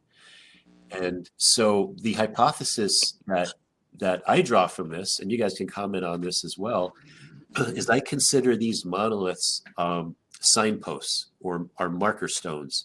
So let's say you are a time traveler and you're trying to find the right timeline to get to, we'll call it the golden timeline. You could have like these monoliths appear, like, oh, these silver monoliths have appeared. I'm on the right path. And then when you see the golden one appear, like then you know, like you have at least, you're on that path, so to speak, to the golden timeline. So that's what I was getting out of it. And I wanted to see if you guys had any thoughts that you wanted to share about that.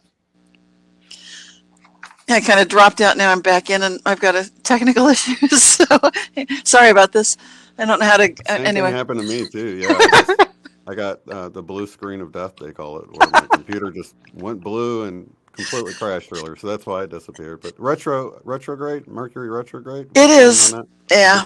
But anyway, this is a great question. I love this topic. And to me, it was really new that the gold monolith showed up. I like that train of thought that this may indicate that we're going from silver to gold, or that just the fact that gold is there, to me, is a very positive message. I take it very positively.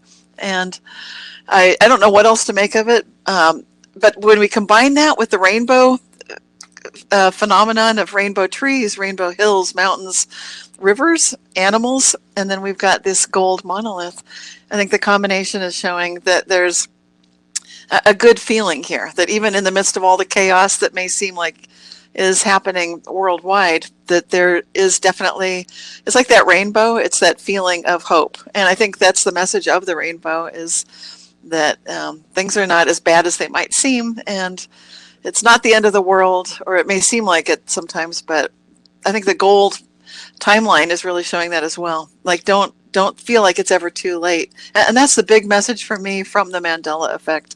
If the past can change the way we see it doing, then you don't ever need to feel like it's too late to make an effect, to make a difference.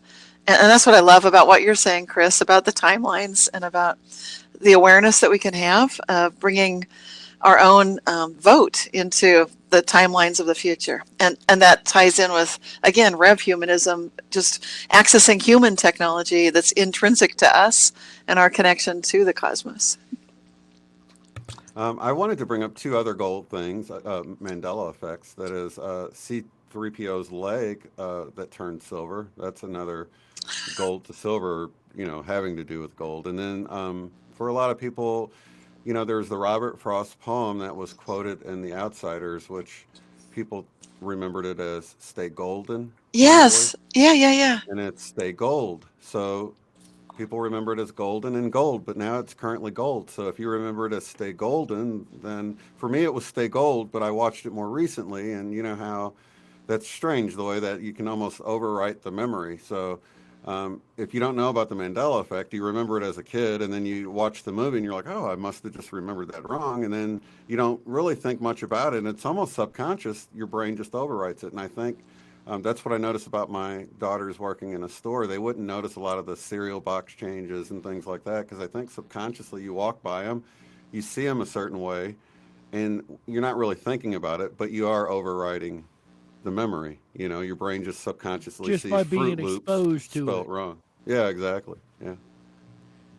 Well, I like what they say over here in chat. Eileen Colts one said, entering the golden age. And we do know we've entered the age of Aquarius.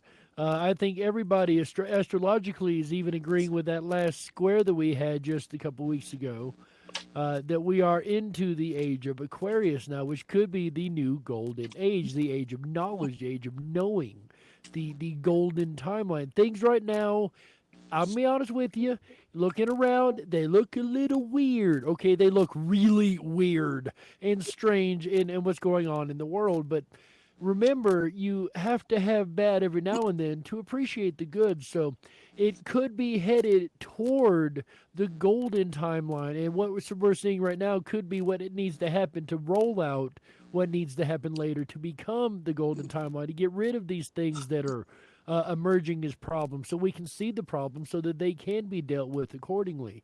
That's just my take on it. I don't want to get political or anything like that. I want to get too specific, but we could be headed down this golden timeline, as you guys were saying. Yeah, Eileen's pointing out that 5 gold rings in the Christmas song now instead of golden rings. That's interesting. I think I remember 5 golden rings. Now it's 5 gold rings. I don't know. It's like that 5 roast beef sandwiches sort of overwrote that. Somebody's been thinking about Arby's a little bit too much. Yeah. I remember 5 golden rings too. That's interesting. Yeah, golden. Good catch. I didn't know about that one. Thank you, Eileen. Yeah, it's new. A lot of the Christmas ones are kind of weird, because I don't know, the Christmas before last I saw a bunch, and then this Christmas swung around. I went to bring them up and they weren't there anymore. And it's like, oh, I guess you should really check these before you start, spouting them off again. Well, let's back up here a little bit. And with this golden timeline, you have on the page here grid lines and ley lines. Do you guys think that they could be specifically place some of these things to do with the ley lines and grid lines, and it could have some effect on whether humanity or shifts or like Chris was suggesting, that it could be markers for timelines themselves, or how do you think ley lines plays into this? Yes, so they're definitely energy centers, and I know that a lot of times when you have a monolith or something like an obelisk, so like from Egypt, you have the obelisks that were placed in specific locations.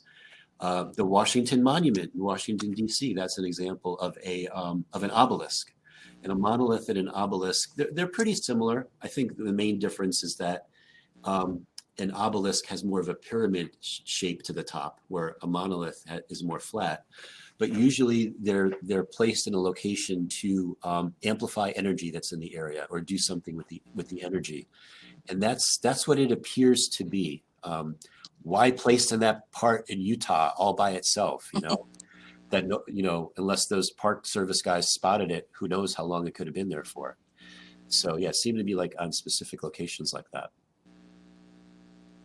And we found them in Romania and Colombia and different locations, as you've noted.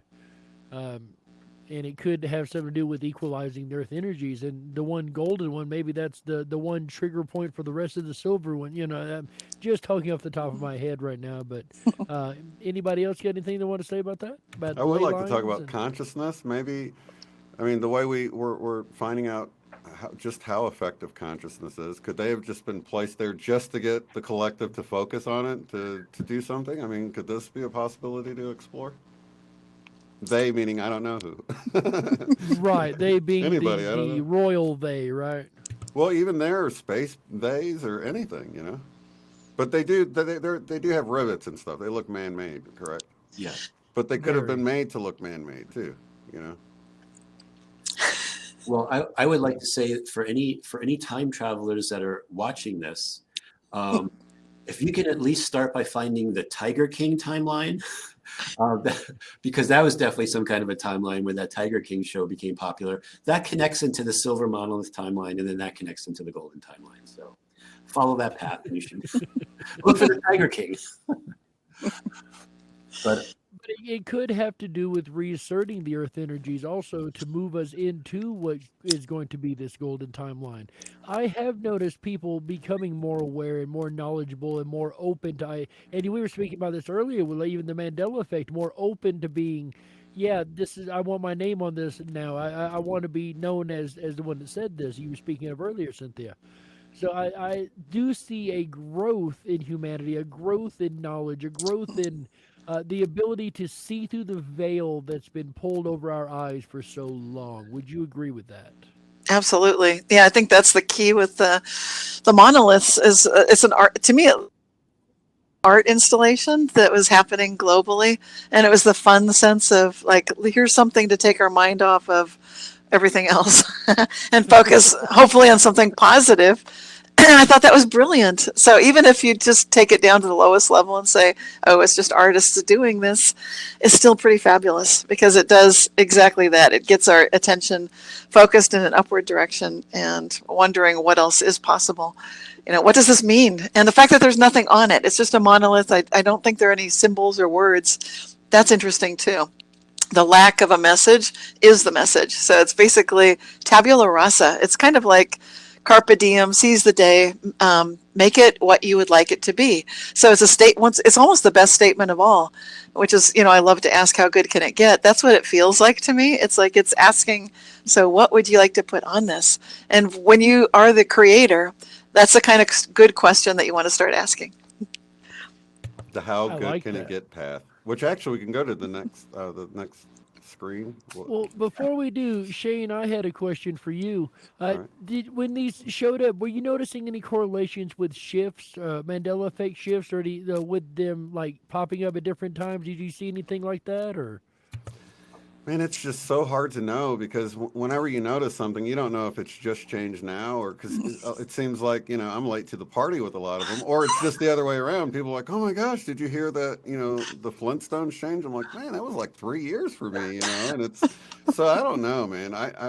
Time is definitely wonky when it comes to these shifts. It doesn't seem like everybody experiences them at the same time. It seems like it's I don't know. It's just very fluid and dynamic in my research, you know. Well, David Morris here in the chat brings up something really interesting, and it goes back to where we started with the rainbow animals. He said a QHHT session says that the monoliths have been here, but only appear when Earth raises its vibration in those areas. And it goes back to the question I asked earlier: were these creatures always these colors, and are we now just having the ability to see them? Were the monoliths always there? We just now are having the ability to visually see them. Good question. I think when it comes to like what we can look and verify in history, most of what I've looked into looks like it's sort of always been there.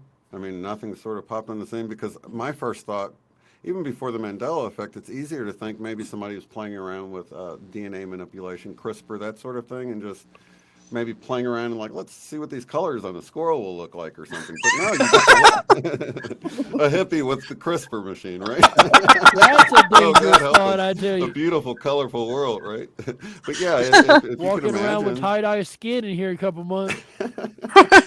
right? So, yeah, I think when you look into something like that's how it was with the Rainbow Mountains. You know, I looked, they'd always been there. And then when 3 more locations popped up a month later, they had always been there, even a month earlier when I looked, supposedly, right? So something's really wonky with the way time works. And there really is only now in our observation of what we think of as the past in the now moment, right? I think you're onto a good question, though, Jerry. Have they always been here? Because it is almost like there's a dimensional shift that can happen, and then suddenly we're capable of seeing things that we didn't see before. So it could be an evolutionary change occurring. It's a really interesting, thought-provoking question. I agree. What do you think, Chris? Yeah, I'll even go one step further with that. Again, like talking about like rising of the frequency and the vibrations.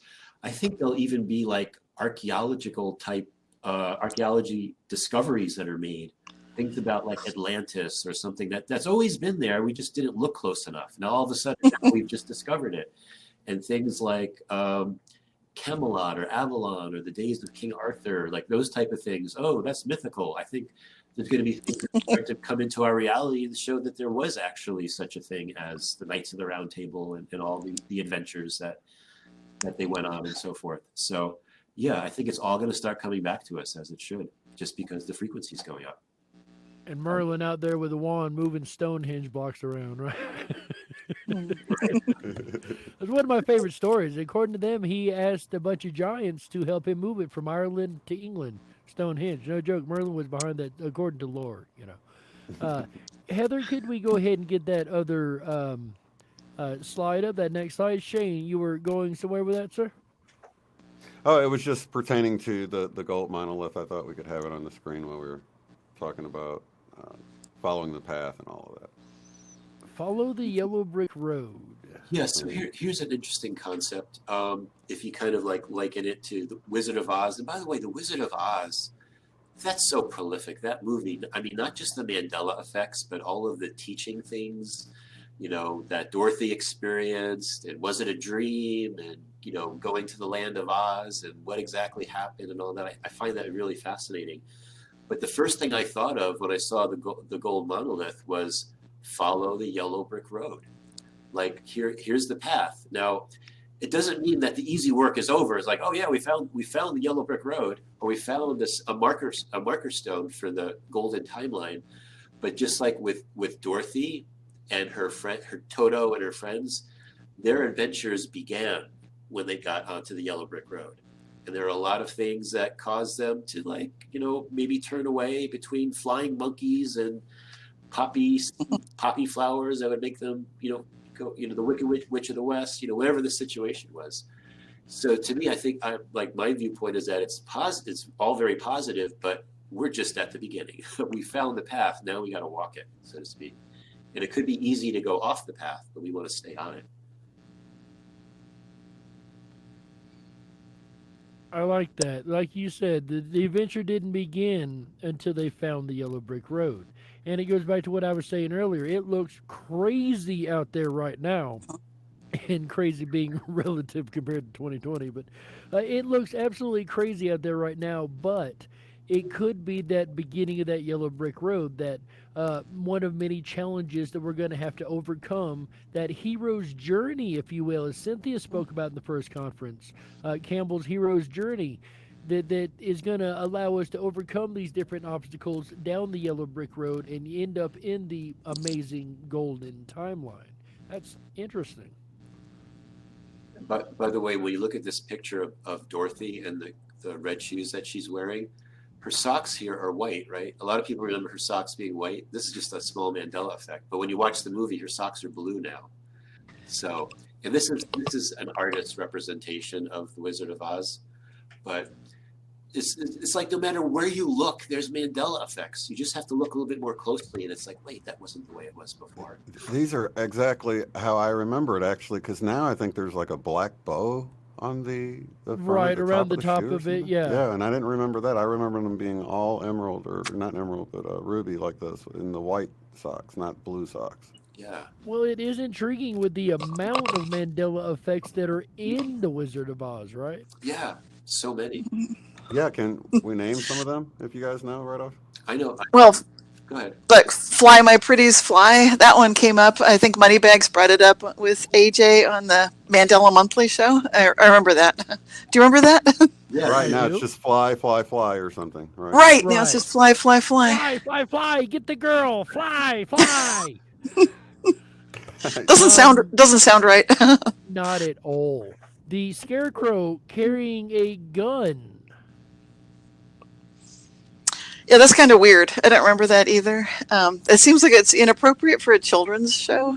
It's like, what is going on here? It seems like that would have been something that people would have been aware of before. I don't remember that. The gun. A lot of people don't remember him brandishing a weapon, considering he's not The brightest. Yes. He's not the sharpest tool in the shed. Yeah, you don't want to hand the weapon to that one. Yeah, you're right. The guy in search of a brain, right? Here, another have a one I wanted gun to bring up. instead. Another one I wanted to bring out that just came to mind was some people remember tap your heels together 3 times. Some people remember click your heels together 3 times. I remember, yeah. What I do you remember guys click. remember? Click? Yeah, click. Yeah, because like it's not like tap dancing, right? Tapping them together. Not tapping. But that was the interesting thing that I had pointed out before, is that we've gone from an era of mainly clicking on the computer to mainly tapping on our handheld devices with touch screens. And so it seemed to sort of mirror our interactions with computers going from clicking to tapping. I just noticed that, you know what I mean? Right. Because it's currently tapping your heels together 3 times, not clicking. Is it really? Yeah. Well, there you go, ladies and gentlemen. Another one I remember You clicking. didn't know that one? There you go. As a matter of fact, Laura Lee in chat remembers clicking. One, Eileen Colts remembers clicking. Ladies and I gentlemen, haven't checked turns in a out few we months, are so all wrong. it used to be. and It's it's flip-flopped happy. if it's not. You know what? But I talked about that with the clicking. I think I did at the conference. Don't you guys remember? Click, tap, Yeah. click, tap, click. Yeah, you know what else too? If you're observant, so like one of the last scenes in The Wizard of Oz is with the horses, and they were different colors. And I remember that as a kid, like watching it, like because they would have the horses as they were marching around, like they would actually be changing color. And I remember like, wow, how do they make it change color? And now in this version, when you watch it, the horses are a much brighter color, but it's like it's a stop. Like you could tell, like they stopped the camera. It's a different angle, and then it's like so it didn't have the fade that it had before. So little things like that I would pick up on. And when I would it's funny, like when I almost any movie I could watch lately, I could find a Mandela effect. So I'm sitting down with my kids and we're gonna watch Raiders of the Lost Ark. And I'm like, don't worry, Daddy's gonna find you a Mandela effect here. And within the first 10 minutes, I find the Mandela effect with Indiana Jones and how when he's going through they're getting that little golden idol and he's trying to escape before the big rock falls on him. There's one scene where he jumps through this door that's going down and he has to reach back and grab something, almost like he could almost have gotten stuck there. Right. Do you remember what that was? Hat. Does anyone? I don't remember. Hat. Yeah, I agree with Jerry. It was the hat. Like that was the whole thing. Like Indiana Jones always saves his hat. Yes. Now, Yeah, I think it was the hat. Yeah. now he saves his whip. And I'm like, kids, that's not how it is. Indiana Jones he's going to prefer his hat over his whip. At least he did in the original one. So now he goes back and he pulls his whip out, and I'm like, that's not right. So if you're observant and your memory, you could find things. So there's Mandela effects all over the place.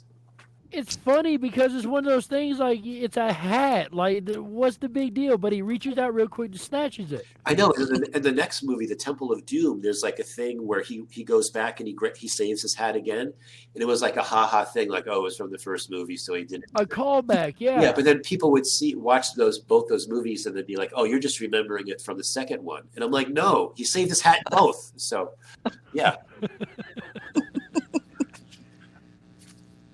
And you see a lot of that referring back to, like, we talked about the Fly My Pretty Fly. You've seen that, Right. reenacted tons of times. Yeah.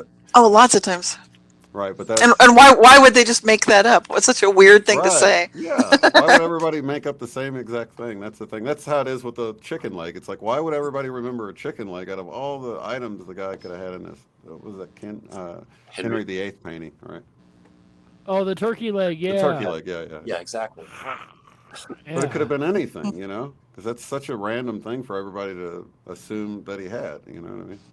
Right. I just remembered the drumstick leg, That's, yeah. Heather, can we get the slides back up, please? Because I think we've got our amazing producer, Heather, over here doing an amazing job keeping things on track for us. We very much appreciate it.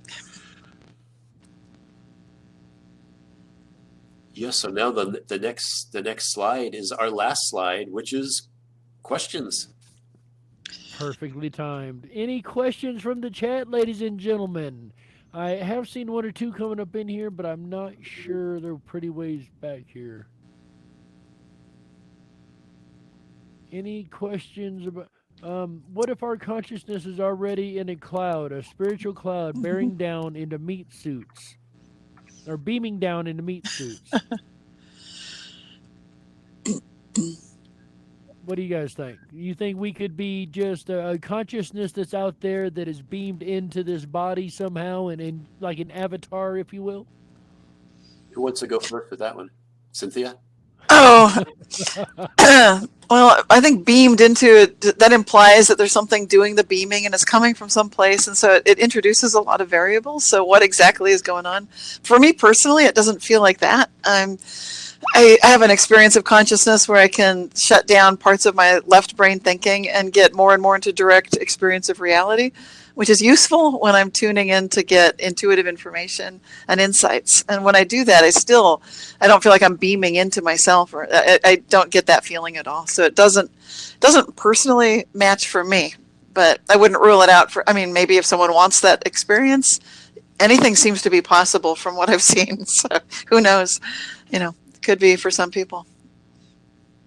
What do you think, Shane? I do feel like we're a small part of what we really are. In some senses, you might think of it in that sort of beamed way, but I'm with Cynthia. I kind of think of it as we're just the smaller part of what we are, rather than I guess our perceptions are limited from what we are full of who we really are, our full expansive. I think we're way more expansive. So in that sense, I do feel like we're in these suits, if you will, vessels that aren't really us. They're sort of our vehicles for this world, this earth, and that they can die and we'll live on. So in that sense, I do feel like we're inside of them, but I don't feel like it's like beamed or anything. How about you, Chris? Would you agree with that, or would you add something to that? What do you think? Yeah, what I would add is that my belief system at this particular moment is like the whole holographic reality, and that we are actually holograms. I wouldn't call us meat suits. I mean, you could technically say that, but more of a human DNA expression. And it's almost like the movie Avatar, but kind of backwards, because, I believe that there is the higher self concept. You could also think of it as your super consciousness, which is maybe overseeing many different versions of yourself, having different experiences and learning from those experiences and so forth. So you're probably like 1% of your total grand being that you actually are. So I don't know about the beaming part. Like I feel like I'm here in my body, but yes. So I believe that there's a lot more to that. It's a way to, it definitely is a way to look at it, and have us all even having these thoughts is showing us that our consciousness is expanding to be like we're more than what we thought we were when we're completely immersed in the experience. When we're completely immersed in this 3D experience, we think this is it. When I die, that's you're dead forever. But in reality, I don't believe that's the way it is at all. You go on, like you can't die if you wanted to do. I mean, your body could die, but you yourself, your consciousness can't. Right. So I'm going to take this in a completely different direction. After coming off of a month of doing a consciousness philosophic study on the show, the radio show, I can tell you I come at this from a completely different angle. First, I like the meat suit thing. That totally meat suits. I fully agree with that total concept. Here's the way I see it: the brain does not create consciousness. Period. Hands down, it is not a side effect of the brain. That is my opinion. What I think happens is something along the lines of the beaming. I get what they're saying with this. So a collective consciousness, we're all part of the collective conscious. However, individually, we have a stream of consciousness that is our own personality, our own stream of consciousness, our own thought forms, all of that is connected into the collective conscious. So I believe the brain is just as much a receiver as it is a transmitter, a transmitter as it is a receiver, receiving consciousness by some degree. Now, people say, well, when this part of the brain or that part of the brain's messed up, this or that happens. Well, if the receiver of a radio is messed up, you're going to get a garbled signal. You're going to get the wrong answers. You're going to have oddities in this case in the human body or the human system. So I do think that consciousness is beamed or streamed into the receiver of the brain and transmitter, of course, but the receiver of the brain, at which point it is what's the word I'm looking for? I've run out of the words. It's Processed. manifested as manifest ain't the word I'm looking for. Disseminated is the word I was looking for. I had the first diz and he kept saying discern. I was looking for disseminated. But the consciousness is then disseminated throughout the body and what we consider a conscious experience. We're able to have these conscious experiences, yet we also find the abilities to have experiences that our thoughts affect literal matter outside the body. Therefore, it can't be inside the brain. It has to be at least to some degree within a field around us that we're able to literally tune into with our brains. So as far as beaming in consciousness, I fully see what they mean with that, and I would agree with that.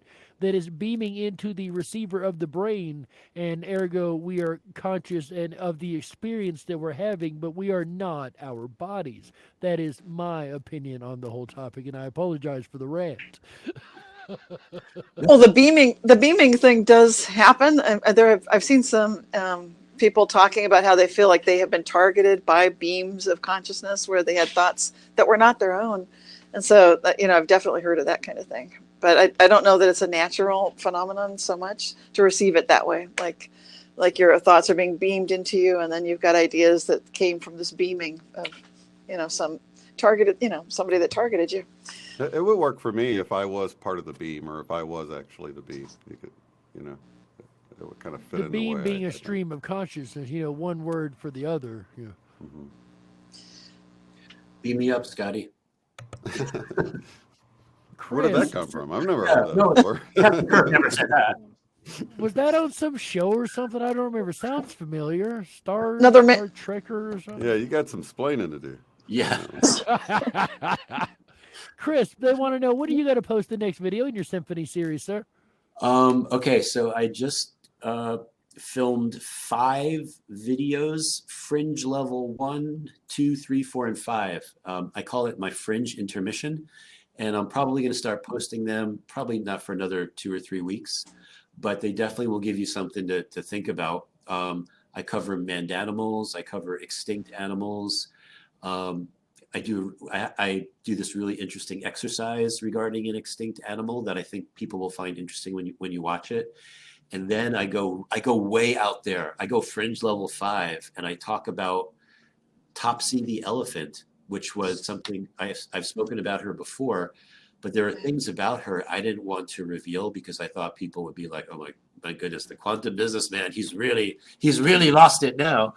But people have been commenting to me like I should like say everything that I learned. So I did. I created a video about Topsy the elephant and something very interesting about her that she wanted me to share. And yeah, so I hope everyone enjoys it when they come out.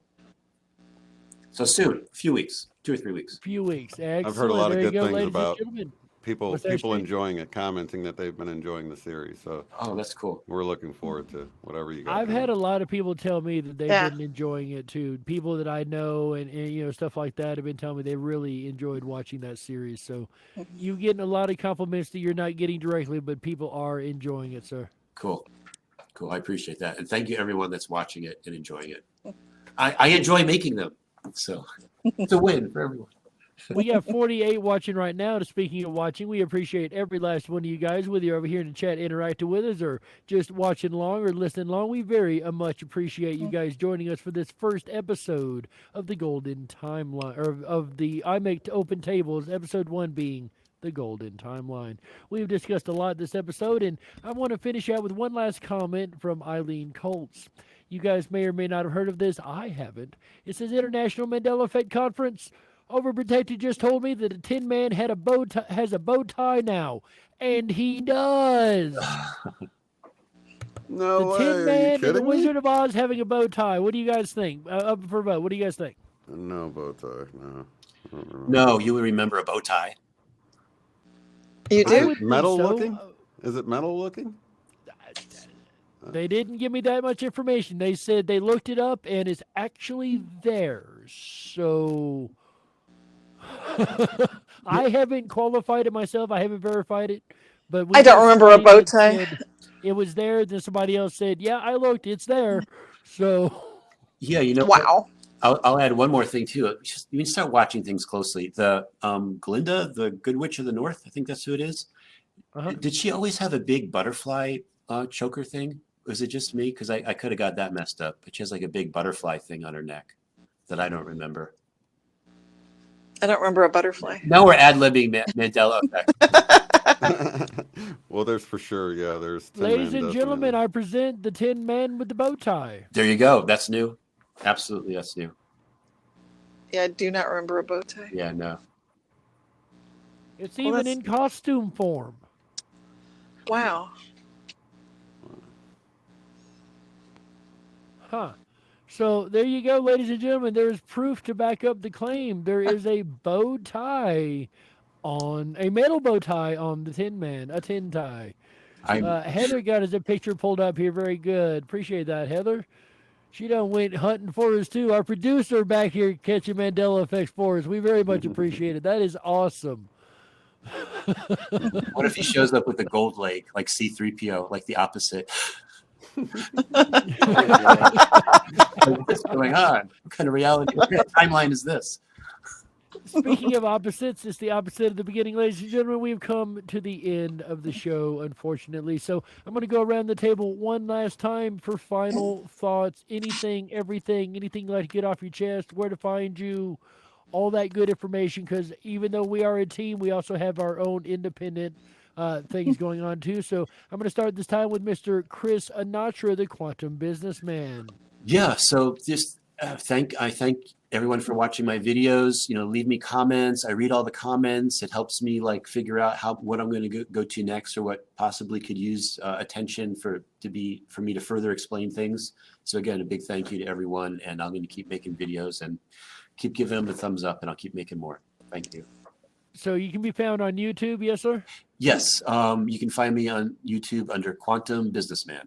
Yes. And if somebody wanted to get a hold of you, is there an email, or can they find that on YouTube? Or There's actually a I made a simple little website, quantumbusinessman.com, and you can reach me at chris@quantumbusinessman.com. So there you go, ladies and gentlemen. If you're interested in asking Chris every day now when his next video is coming out and staying on him about it, there's how you get a hold of him. Please don't do that. He will kill me if you do. Cynthia, up next. Any final thoughts and how to find you and all that fun stuff? Oh, just love getting together with you guys. This has been a great experience and love the community. So, best way to get a hold of me is through my website, realityshifters.com. And all of those newsletters are posted online. So, if you feel like you've missed out of 20 years of monthly newsletters, you haven't. I mean, most people don't actually read all of them, but they're all there. And you can subscribe and get the next monthly issue. And I do have a YouTube channel, and I'm on Facebook and Twitter, and I've got a podcast, Living the Quantum Dream. So lots of things going on. Best thing is just check the realityshifters.com, and that's the best way to reach me via email as well. There's a contact page there.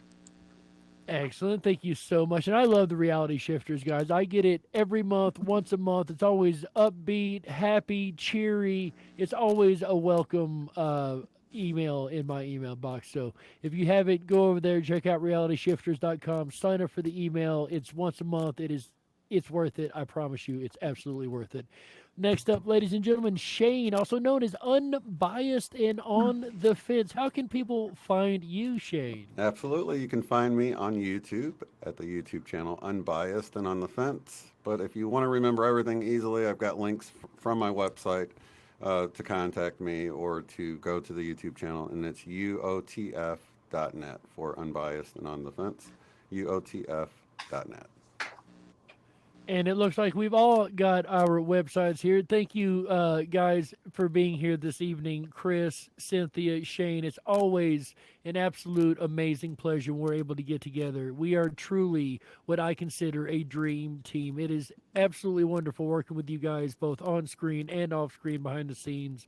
I can't tell you how much it really means to me and how much I've really enjoyed ever since we started this. And it really has touched my life to be able to do this with you guys.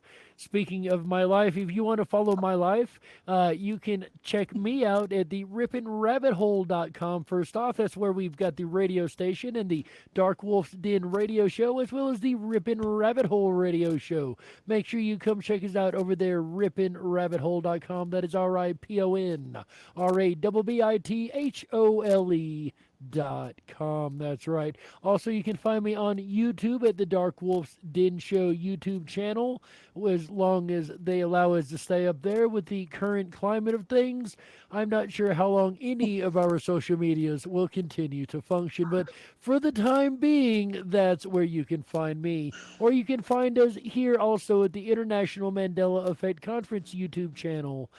This is where we're going to be doing more of these episodes. This is merely episode 1. We went a little further than we meant to today. The rest of the episodes I don't think will be as long. I think we've learned some things from this. But it has been an absolute pleasure hanging out with you guys. I want to thank our overall sponsors of the IMEC program that we've got. That is Conscious Life News, Dream Vision 7 Radio Network. Cynthia, aren't you kind of interactive with them? That's where my podcast is, Living the Quantum Dream at Dream Vision 7 Radio Network. That's right. That is awesome. So if you want to follow Cynthia's podcast, check out Dream Vision 7 Radio Network, as well as Higher Journey with Alexa Brooks. And she's actually now also hosting, what was the name of that Heather Wade show, right? No, this is, that's a different thing. Alexis Brooks is doing something, I forget which channel, History Channel or something, but Heather Wade has a different show. So. Okay. I thought she took over like Midnight in the Desert or something. Didn't Alexa pick up? Well, that fell through. So it started, now she's doing something. Yeah. Okay, well, I am talking off the wrong side of my body, so I need to go ahead and stop that. And, of course, myself and AJ over at Rippin' Common Sense Radio are also sponsors of the IMEC organization, as well as everybody who helped sponsor us so far, and even just being here this evening and hanging out with us. That's also a lot of sponsorship, and we very, very much appreciate every last one of you guys. And I've closed the chat out. No, I haven't. Go ahead and read out the chat real quick. One Eileen Colts, Laura Lee, Mike Johnson, GMR Code, Shondell Rivers, Allison E., Mustard seed of faith. I like that. Even but a mustard seed of faith can move a mountain. Brenda Mitchell. Cassie Wright's been hanging out with us for quite a while and interacting over here in the chat. And if I missed anybody, Jerry Mars, Mars, good to see you there. David Morris, Alva Yarder, and if I missed anybody, I do apologize. Also, Morgan HSE over there. So, ladies and gentlemen, on behalf of Cynthia Sue Larson, Christopher Anatra, Shane of Unbiased and On the Fence, and I almost forgot our amazing producer. She's done a wonderful job behind the scenes. We can't do any of this without her. She's been absolutely incredible. She's been with us from the first conference on. Our producer, Heather, we are so very, very deeply, sincerely glad to have you on board and have you help behind the scenes. You've done an incredible job, and we cannot thank you enough. So from the bottom of all of our hearts, all four of us, I personally would like to say thank you sincerely. And on that note, ladies and gentlemen, on behalf of Miss Heather, our producer, Christopher Anatra, Cynthia Sue Larson, Shane Unbiased and On the Fence, my name is Jerry Hicks, also known as the Dark Wolf, and we'll see you on the next time with the IMEC Open Tables. Bye, everybody. Bye.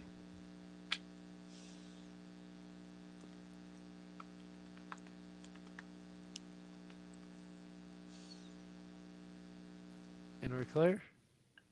Hang tight. I'm not sure. I don't want to stop the stream yet. I think it should stop connecting, but I'm not sure 100%. Okay. All right. End stream. Hopefully they didn't catch that.